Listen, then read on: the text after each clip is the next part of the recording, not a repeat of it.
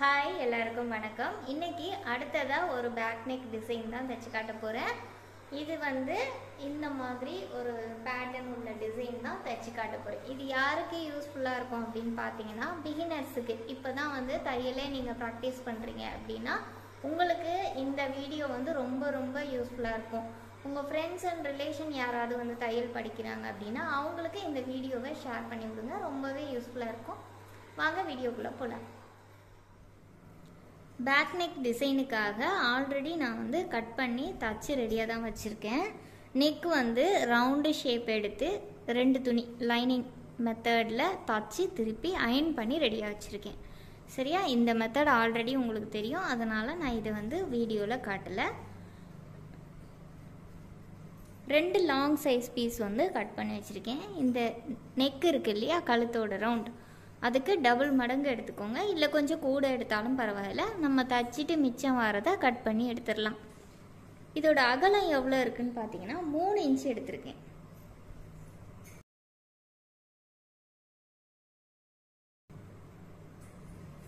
மூணு இன்ச் அகலம் எடுத்திருக்கேன். லென்த்து நல்ல தாராளமாகவே இந்த நெக்கை விட டபுள் மடங்கு எடுத்திருக்கேன். இங்கே பாருங்கள்.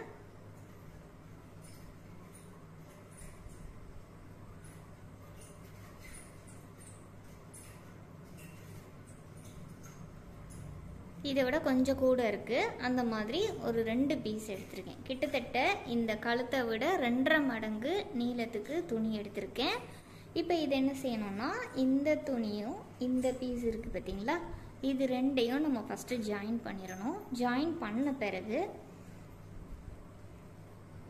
இப்போ இந்த நெக்கில் இதை நம்ம 2ஆக மடிச்சுக்கிறணும். இந்த பீஸை 2ஆக மடித்து வச்சுட்டு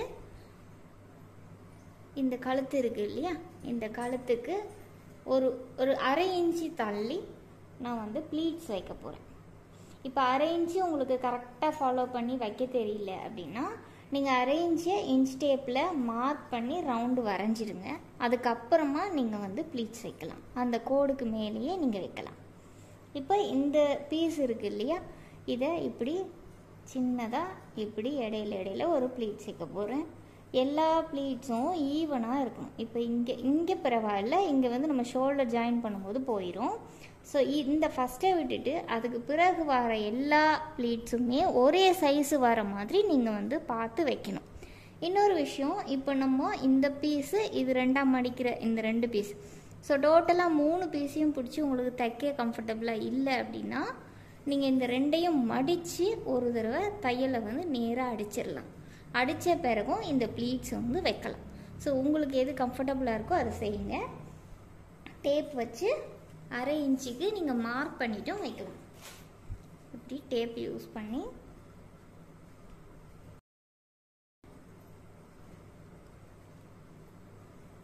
கரெக்டாக 1/2 இன்ச்சுக்கு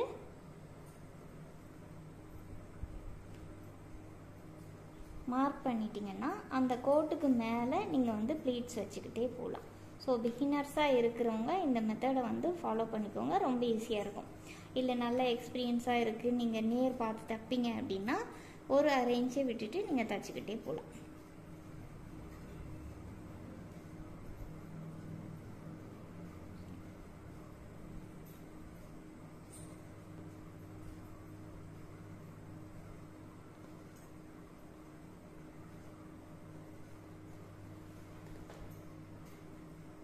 ஸோ நான் இது ஃபுல்லாக உங்களுக்கு மார்க் பண்ணிவிட்டு காட்டுறேன்.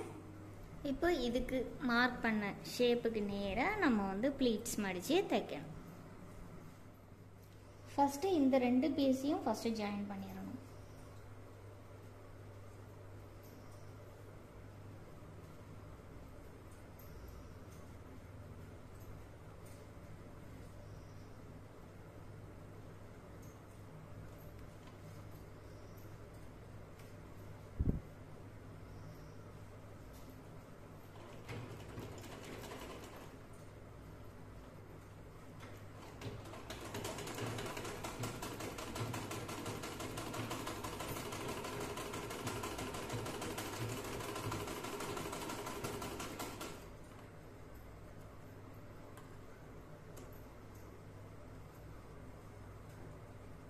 நூல் வந்து கொஞ்சம் டிஃப்ரெண்ட் கலர் நூல் தான் போடுறேன் வீடியோவில், உங்களுக்கு அப்போ தான் கொஞ்சம் கிளியராக தெரியும். சேம் கலர் போட்டால் தெரியாது.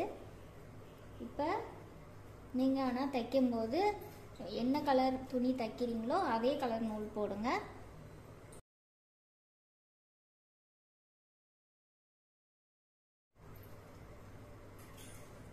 கரெக்டாக இந்த கோடை ஃபாலோ பண்ணணும்.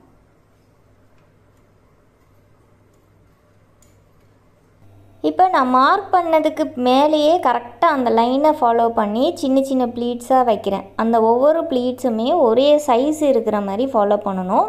கொஞ்சம் கூட அந்த இடத்த விட்டு விலத்தி தைச்சிடக்கூடாது, கரெக்டாக ஈவனாக தைக்கணும். இப்போ நேரடியாக இந்த மாதிரி உங்களுக்கு ப்ளீட்ஸ் வச்சு தைக்க கஷ்டமாக இருக்குது, ஒவ்வொரு தடவையும் மடித்து தைக்க ரொம்ப டைம் ஆகுது, அந்த நேர் கோட்டை வந்து ஃபாலோ பண்ண முடியல அப்படின்னா எனக்கு கமெண்ட் பண்ணுங்கள்.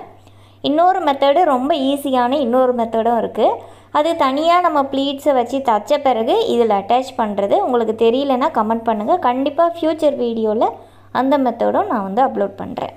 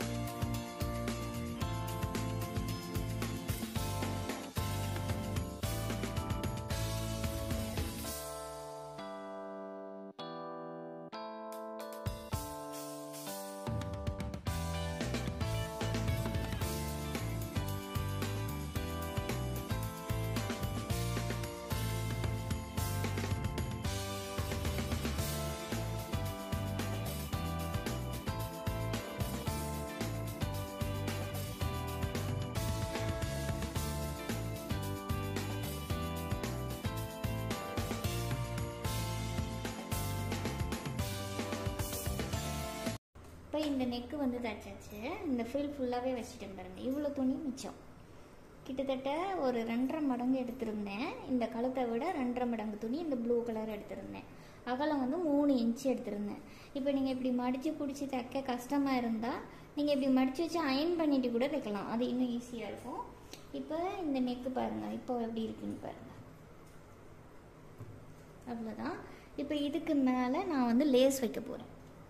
இப்போ இதில் வந்து லேஸ் வைக்கணும். லேஸ் வைக்கும்போது நீங்கள் இந்த டிசைன் எந்த பக்கம் வருதுன்றதை பார்த்துட்டு வைங்க. ஸோ டிசைன் வந்து மேலே இப்படி இருக்குது. இப்போ இந்த தையல் இருக்குது இல்லையா, இதை மறைச்சி நம்ம வந்து இந்த விளிம்பு இருக்குது இல்லையா, இந்த எட்ஜஸ், அந்த எட்ஜஸ் தெரியக்கூடாது, அது தெரியாமல் மறைச்சி வைக்கணும். இப்போ இப்படி வச்சிட்டிங்கன்னா இந்த ஒர்க் வந்து முடிஞ்சிடும். இப்படி சுற்றி சுற்றி இதை மேலேயே வச்சு தைச்சிடணும். இது அகலமான லேஸாக இருந்தால் நீங்கள் 2 தையல் போடணும். இல்லை இந்த ஒரே லேஸ்லேயே கூட நீங்கள் 2 பக்கம் விளிம்பில் போடுறதுனாலும் போடலாம், இல்லை சென்டரில் போடுறதுனாலும் போடலாம். நான் வந்து சென்டரில் மட்டும் போட்டுக்கிறேன். இப்போ இதே லேஸை வந்து நீங்கள் ஒன்று இங்கே வச்சுட்டு ஒரு லேஸை வந்து இந்த துணி விளிம்பு தெரியாமல் வச்சுட்டு இன்னொரு லேஸ் வந்து இது பக்கத்தில் வைக்க விரும்பினாலும் வைக்கலாம், பக்கத்தில் வைக்க விரும்பினாலும் வைக்கலாம், நம்ம விருப்பம் தான். நான் ஃபஸ்ட்டு இதை வச்சிடுறேன், இதை வச்சுட்டு உங்களுக்கு காட்டுறேன்.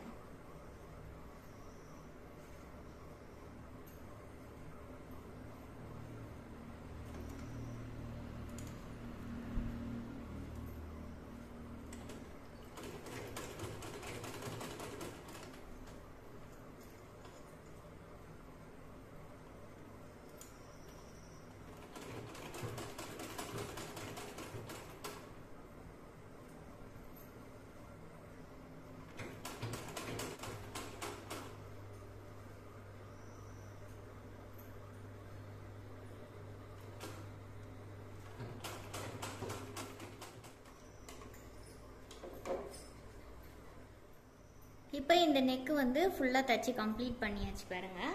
இப்போ எவ்வளோ ஃபினிஷிங் நீட்டாக இருக்குது. நீங்கள் இதில் ஒரு பட்டன் வைக்கிறதா இருந்தாலும் வைக்கலாம். அப்புறம் இன்னொரு சின்ன ஐடியா இதில் கொடுக்குறேன். இதோட நீங்கள் இப்படி விடுறதுனாலும் விடலாம், இல்லை இது பக்கத்தில் இன்னொரு லைன் நீங்கள் லேஸ் இப்படி இது பக்கத்தில் நீங்கள் விருப்பப்பட்டால் இது பக்கத்தில் இன்னொரு லைன் வட்டமாக வைக்கிறதுனா வைக்கலாம். இந்த ப்ளூ கலர் துணியில் வச்சாலும் பரவாயில்ல, இந்த ப்ளூ கலர் துணியில் இந்த அளவு டிஸ்டன்ஸ் கொஞ்சம் இடைவெளி விட்டு வச்சிங்கன்னா நல்லாயிருக்கும். இந்த மாதிரி வச்சாலும் பரவாயில்ல. அப்படி இல்லாட்டிக்கு இந்த க்ரீன் கடைசியாக விளிம்பு வருது பாருங்க, அது சைட்டுக்கு வச்சாலும் பரவாயில்ல, இப்படி வச்சாலும் நல்லாயிருக்கு. ஸோ நீங்கள் வந்து உங்களோட ஓன் க்ரியேஷனில் நீங்கள் செய்யலாம். இல்லை இது மட்டும் இப்படியே விடுறதுனால விடலாம். இந்த இடத்துல நீங்கள் வந்து ரோப் வச்சு தச்சுக்கலாம். ஸோ இந்த நெக்கு தச்சு ப்ராக்டிஸ் பண்ணி பார்த்துட்டு எனக்கு கமெண்ட் பாக்ஸில் கமெண்ட் போஸ்ட் பண்ணி விடுங்க. இந்த வீடியோ உங்களுக்கு யூஸ்ஃபுல்லாக இருந்தால் லைக் பண்ணி ஷேர் பண்ணுங்கள். தேங்க்யூ ஃபார் வாட்சிங். பை.